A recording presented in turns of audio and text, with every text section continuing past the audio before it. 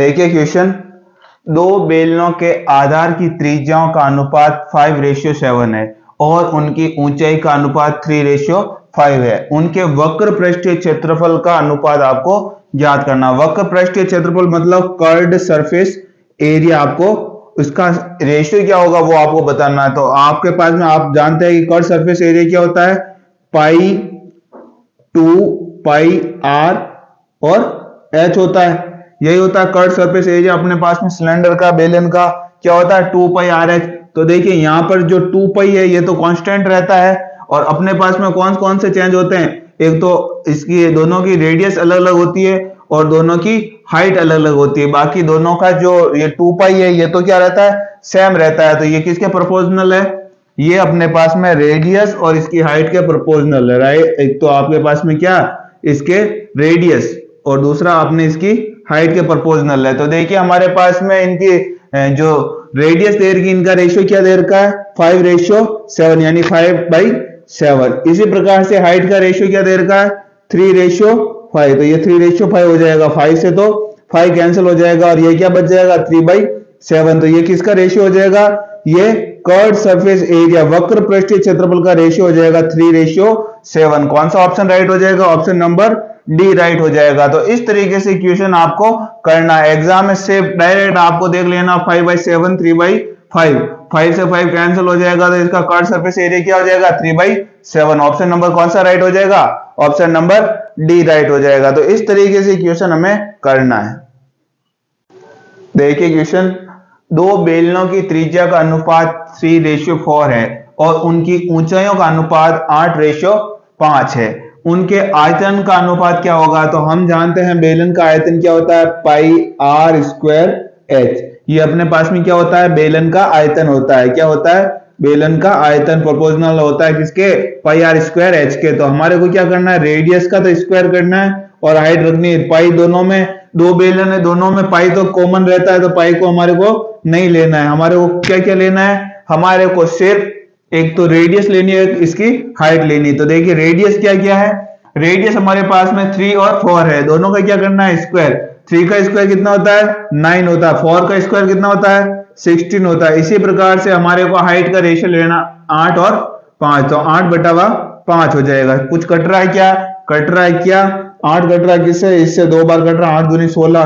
तो हमारे पास में इसका रेशियो क्या हो जाएगा, हमारे पास में आयतन का 9/5 दूनी 10, 9/10 अपने पास में क्या हो जाएगा, इन दोनों के आयतन का रेशियो हो जाएगा। तो हमारे पास में कौन सा ऑप्शन राइट हो जाएगा, ऑप्शन नंबर बी राइट हो जाएगा, 9:10। तो इस तरीके से इक्वेशन हमें करना है।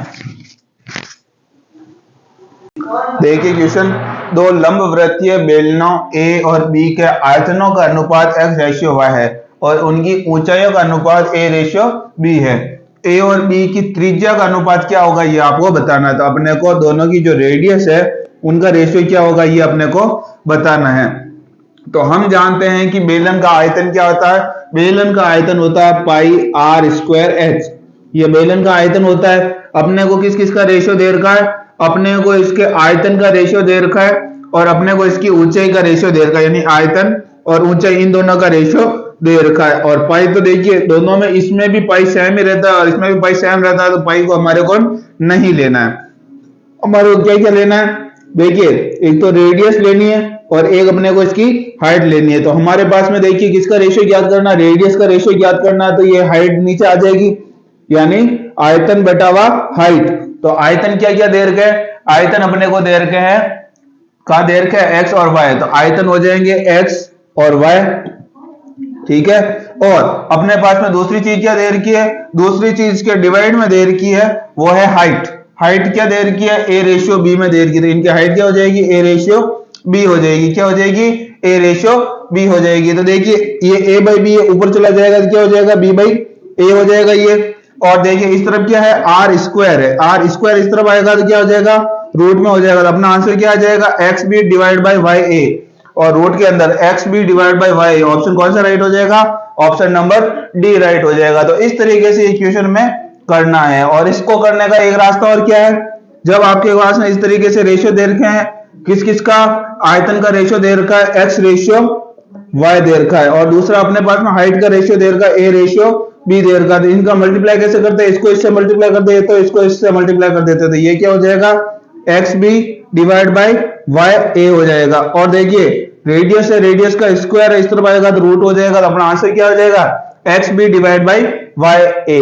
ऑप्शन नंबर कौन सा राइट हो जाएगा, डी राइट हो जाएगा। देखिए क्वेश्चन, एक ठोस बेलन की त्रिज्या 9 सेंटीमीटर और ऊंचाई 25 सेंटीमीटर है।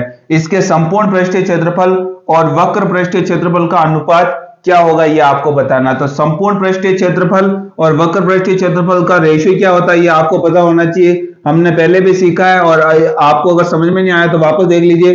टोटल सरफेस एरिया और कर्व्ड सरफेस एरिया का रेशियो क्या होगा, टोटल सरफेस एरिया होता है 2 पाई r प्लस h होता है, और इसी प्रकार से कर्व्ड सरफेस एरिया क्या होता है 2 पाई r h होता है। तो ये 2 पाई r से 2 पाई r तो कैंसिल हो गया, तो हमारे पास में इनका रेशियो क्या हो जाएगा, रेडियस और हाइट दोनों को जोड़ दो, रेडियस और हाइट दोनों को जोड़ देंगे 25 और 9 कितना हो जाएगा, 25 और 9 34 हो जाएगा, तो ये तो हो जाएगा 34।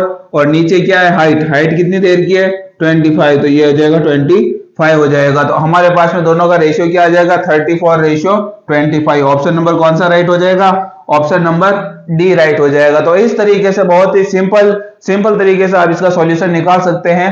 आपको कर्व्ड सरफेस एरिया और टोटल सरफेस एरिया दोनों आपके फॉर्मूले दिमाग में होंगे, तो आपको किसी प्रकार का फॉर्मूला याद करने की कोई आवश्यकता नहीं है। देखिए क्वेश्चन, पहले और दूसरे बेलन के आयतन का अनुपात 32:9 है और उनकी ऊंचाई का अनुपात 8:9 है। यदि दूसरे बेलन के आधार का क्षेत्रफल 616 सेंटीमीटर स्क्वायर है तो बेलन की त्रिज्या क्या होगी, ये आपको बताना है। तो देखिए पहले और दूसरे का आयतन अपने को दे रखा कितना 32:9 दे रखा है, ठीक है, और दोनों की ऊंचाई का रेशियो क्या दे रखा 8:9 दे रखा है। तो सामने क्या आ जाएगी, रेडियस का स्क्वायर आ जाएगा, रेडियस का स्क्वायर आ जाएगा। तो देखिए ये तो कट जाएगा 9 से और ये कट जाएगा 8 से, कितनी बार 8 चौक 32, तो 4:1, यह क्या किसका स्क्वायर है, रेडियस का स्क्वायर है। तो यहाँ से रेडियस का अपने पास में रेशियो क्या आ जाएगा, स्क्वायर इधर जाएगा तो रूट में चला जाएगा, यानी रेडियस क्या होगी 2:1 होगी। यदि दूसरे बेलन के आधार का क्षेत्रफल कितना दे रखा है 616 सेंटीमीटर स्क्वायर दे रखा है, तो ये हमारे पास में क्या दे रखा है, दूसरा बेलन जिसकी त्रिज्या क्या होगी 1 होगी, रेशियो में क्या होगी 1 होगी, और हमारे पास में और इसकी जस्ट डबल कौन सी होगी, पहले वाला जो बेलन है उसकी त्रिज्या होगी, ठीक है। तो सबसे पहले हमारे पास में देखिए, हमारे पास में बेलन के अगर हमारे पास में अगर ये क्या दे रखा आधार का क्षेत्रफल दे रखा, आधार का क्षेत्रफल, आधार क्या होता है एक वृत्त होता है, क्या होता है आधार एक वृत्त होता है, वृत्त का क्षेत्रफल अपने को दे रखा है। तो वृत्त का क्षेत्रफल कितना दे रखा 616।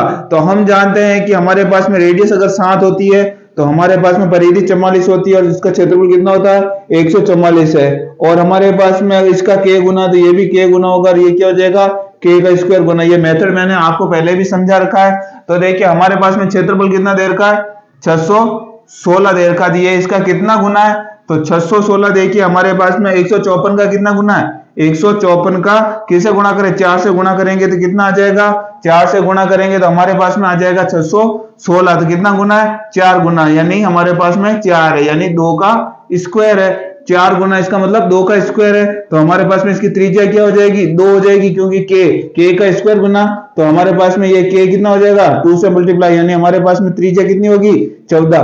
तो दूसरे वृत्त की दूसरा जो आपके पास में जो बेलन बन रहा है उसकी जो त्रिज्या है वो 14 है, तो पहले वाले बेलन की त्रिज्या कितनी हो जाएगी 14 का दुगुना, 14 का दुगुना कितना हो जाएगा 28, 14 का डबल यानी 28। तो हमारे पास में कौन सा ऑप्शन राइट हो जाएगा, ऑप्शन नंबर सी राइट हो जाएगा। इसका जो हमारे पास में बेलन बनेगा पहले वाला बेलन, उसकी त्रिज्या कितनी होगी 28 सेंटीमीटर होगी। तो ये अगर आपके दिमाग में बैठ रखा है मेथड क्या है तो आप इसको डायरेक्ट कर सकते हैं, इसको ये लिखने की कोई आवश्यकता नहीं है। तो इस तरीके से इस क्वेश्चन का सॉल्यूशन निकाला जा सकता है।